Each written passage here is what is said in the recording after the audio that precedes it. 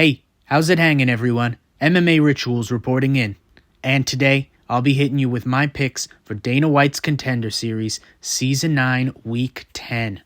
This is the first card of this season that has 6 fights on it, which I am absolutely thrilled about. I honestly think that every card of Dana White's Contender Series should have 6 fights, but, I'm not in charge. Anyway, let's get into these fights. Now, the first 3 are nothing that special, I'll be honest. However, there's 2 at the end that I'm really looking forward to, and I'll get in-depth on those. But let's get through these 3 first. So, first fight of the night, we've got Mario Mingaj versus Wes Schultz. Now, Mario Mingaj, he's a Cage Warriors guy, an Albanian fighting out of Italy. Okay, this is a middleweight fight. You might recognize the name Wes Schultz because he fought Mansour Abdul Malik last season. Got absolutely torched. Looked terrible. Looked dreadful. I don't know why they brought him back. I think maybe it was short notice, but still. He's going to get destroyed again. Mario Mingaj, I'm not even that high on him. He's kind of a triangle choke merchant. He's got 4 triangles. These guys are both grapplers, but Wes Schultz is just a victim on the feet. He is. He looks terrible. He looks like he's fighting underwater, in slow motion. In round 1 against Mansour, he looked awful. Got finished in the second round, of course, but he had nothing. Absolutely nothing. He's a BJJ nerd. Mario Mingaj is kind of also a BJJ nerd since he's got those 4 triangles, but I honestly favor him in a stand-up battle here. I mean, the grappling might cancel out. It might. And I favor him. I just think he's better everywhere here. I mean, maybe Wes Schultz is like a slightly better technical grappler, but I don't even think so. Unless Mingaj is just so obsessed with finding the triangle here, he just lays on his back the whole time and gets decisioned to a stale loss where Wes Schultz just stays on top. I don't see how Wes Schultz can win this and get into the UFC. I mean, he wouldn't even get signed if that's the case. If that's how he wins this fight and this plays out, he's not getting signed. So if he throws himself into the fire in any way here, I see him either getting submitted or knocked out. He's just terrible. He is. He shouldn't have this spot. I'm sorry. I don't mean to be that guy, but I've got to be.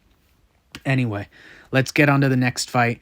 Big boys here at heavyweight. This is a heavyweight fight. Azamat Nuftalayev versus Jovan Leka. Now, Leka is sort of he's got this boss baby build. He's an interesting looking guy. He's got a really funny face. I mean, that might be kind of mean to say, but listen, I just got to be honest. Now, Nuftalayev, he's got an impressive record. If you look at it, 17 wins, 1 loss. But here's the thing.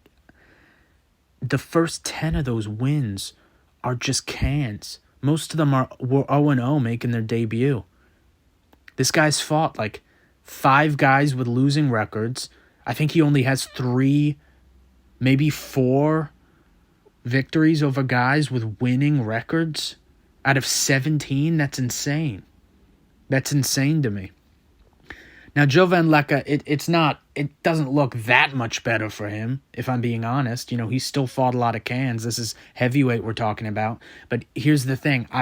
He has a 20-pound weight advantage here. Nuftalayev weighed in at 235. Leka around 255. So Leka's going to be way bigger. He's fought better competition. I think I'm going to go with Leka here.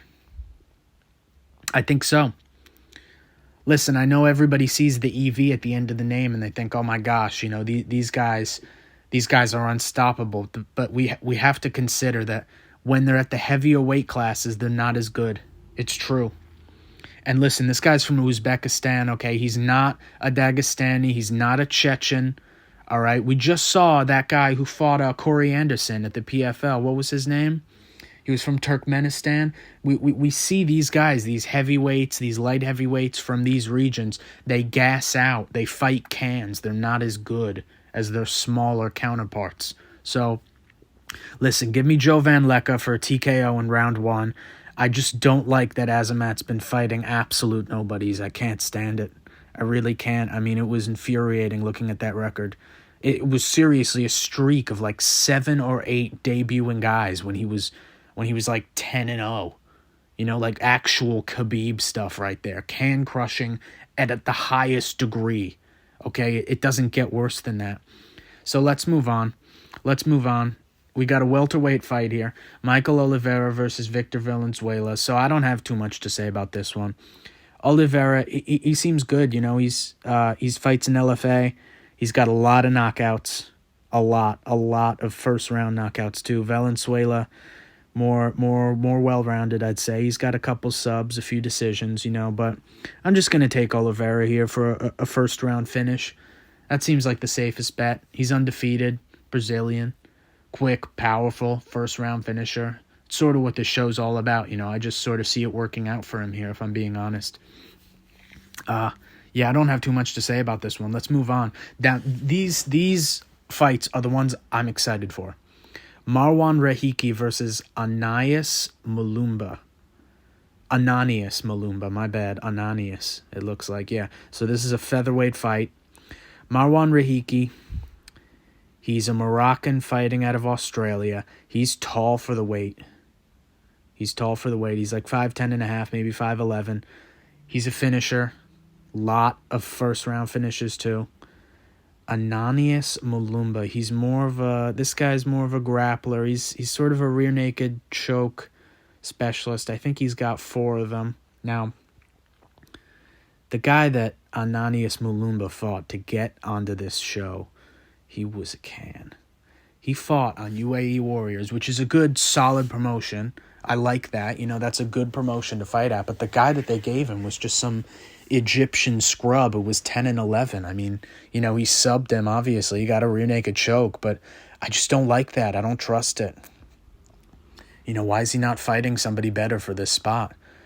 Marwan Rahiki, looking at his record, he has not been fighting guys with records like that, let's just say. And he's still been finishing them with strikes, too. I trust Rahiki in this spot. I think he's a great prospect. He's only 23. Ananias is only 27, but still, Rahiki's 23. Crazy finishing potential. He's a lot bigger. He's faster. Maybe not as strong, but he's more powerful on the feet for sure. I like him here. By knockout again. I'm going to go first-round knockout. Again, that's what this show's all about. That's what Dana White's Contender Series is all about. So let's go with that. This is the fight I'm probably looking forward to the most. This one or this next one. So let's get into this. Juan Diaz versus Quan Wanil. Pretty boy. That's right. So Juan Diaz, he's kind of a grappler. He's got a lot of decisions, mostly decisions, some subs. His one loss was Rodrigo Vera, which is a great loss. Rodrigo Vera probably should be in the UFC right now. I think his record's like 20-1, if I'm not mistaken. He's another Peruvian. He's incredible. He is. Now, his fight style is kind of stale. I've watched his last couple fights. They're on Fight Pass, but he's also a grappler who's more of like a positional grappler as opposed to a ground and pound or submission specialist or anything like that. Juan Diaz seems to be the same archetype of fighter, but less effective. Now, he's fighting pretty much a pure striker here. But the thing is that I like Quan Wanil in this spot. I'm going to go pretty boy. I'm going to take him by decision, a damage-based decision, winning on the feet and defending takedowns. But if you look at his losses, he's only lost to Fabricio de Andrade, the 1FC champion. He lost to him twice by knockout both times, but he's not going to have to worry about a knockout threat here. Juan Diaz is not some vicious, absolute destroyer of worlds on the feet. This guy's no Ngannou, no Ateba Gautier. So I just don't think he's going to have to worry about much on the feet here. He's really just going to be fighting the pressuring, grappling style of Juan Diaz. And I'm going to take him to outstrike him here. I think he's going to land all the better shots. He's going to do all of the damage in this fight. He's older.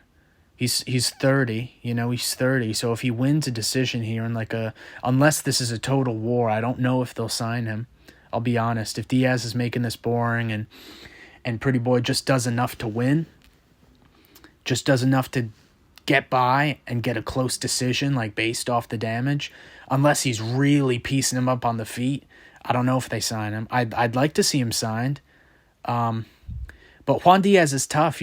Pretty Boy was knocking out all of his opponents at 1FC, but I just think Juan Diaz's chin is kind of, he's just Peruvian, South American guy. He's not, I don't see him getting chinned by this Korean dude, with just one punch like nothing, but yeah,